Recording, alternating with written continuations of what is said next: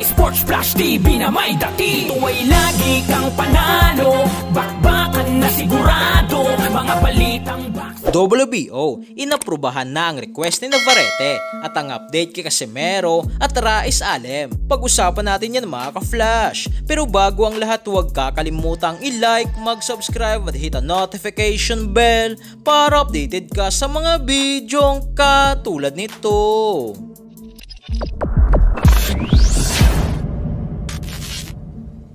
So inaprubahan na nga po mga ka-flash ang request ni Emmanuel Navarrete na gawin siyang WBO Super Champion sa 130 pounds sa Super Featherweight Division. Ang dahilan nga po dito mga ka-flash ng WBO kung bakit ginawang Super Champion si Navarrete ay dahil sa ipinakita nitong magandang laban kontra kay Oscar Valdez nitong nakaraang buwan kung saan nanalo ito via unanimous decision na talagang dinominan niya ang laban dahilan para makuha nito ang WBO Super Featherweight na titulo. So dahil nga po dyan mga ka-flash sa pagiging WBO Super Champion ni Navarrete ay magiging mandatory challenger agad ito sa mataas na division, sa lightweight division sakaling umakyat ito o di kaya'y bumaba ito sa mababang division sa 126 pounds. May kasalukuyang kartada nga po mga ka-flash si Navarrete na 38 wins, may isang talo lamang at 31 knockouts. Naging WBO World Champion din ito sa 122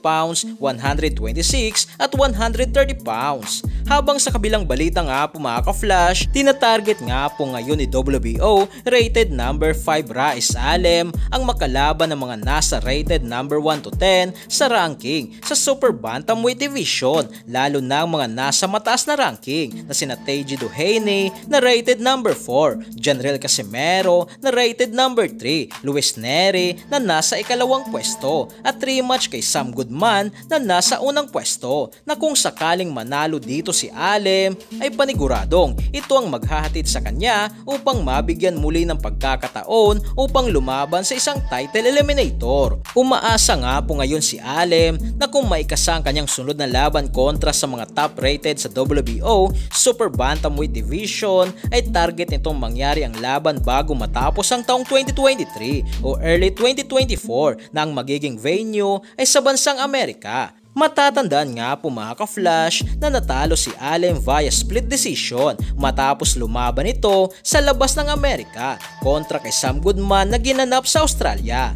Habang sa update nga po mga ka-flash sa ating angas ng Pinas Janriel Casimero ay meron na lang nga po itong nasa mahigit 2 linggong hinihintay at magaganap na ang pinakahihintay nating laban kontra sa pambato ng Japan na si former IBF Super Bantamweight Champion Yukinori Ogoni na magaganap sa October 12 sa bansang Japan. Nasa naging pahayag nga po mga ka-flash ng mga kasparing partner ni Casimero ng mga Hapones patungkol sa kanilang naging experience matapos makipag-sparring dito kay 3 Division World Champion Janriel Casimero ay sobrang nagulat nga daw sila dito. Ito ay sa kadahilanang masyado nga daw mabilis at matulis sa mga binabatong suntok ni Casimero. Idagdag mo pa dito ang napakapulidong galawan ni Casimero sa ibabaw ng lona na kahit itong promoter ng A-Sign Boxing Promotion ay sinabing pang middleweight nga raw ang lakas nitong suntok ni Casimero. Na ramdam nga daw niya ang bigat ng suntok ni Casimero kahit ito'y may suot pang body protector.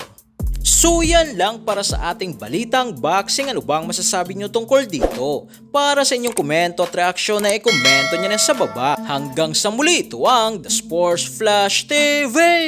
Sports Flash TV na may dati. Ito ay lagi kang panalo, bakbakan na sigurado, mga balitang boxing. Ito laging bago, balitang boxing, laban na kasado.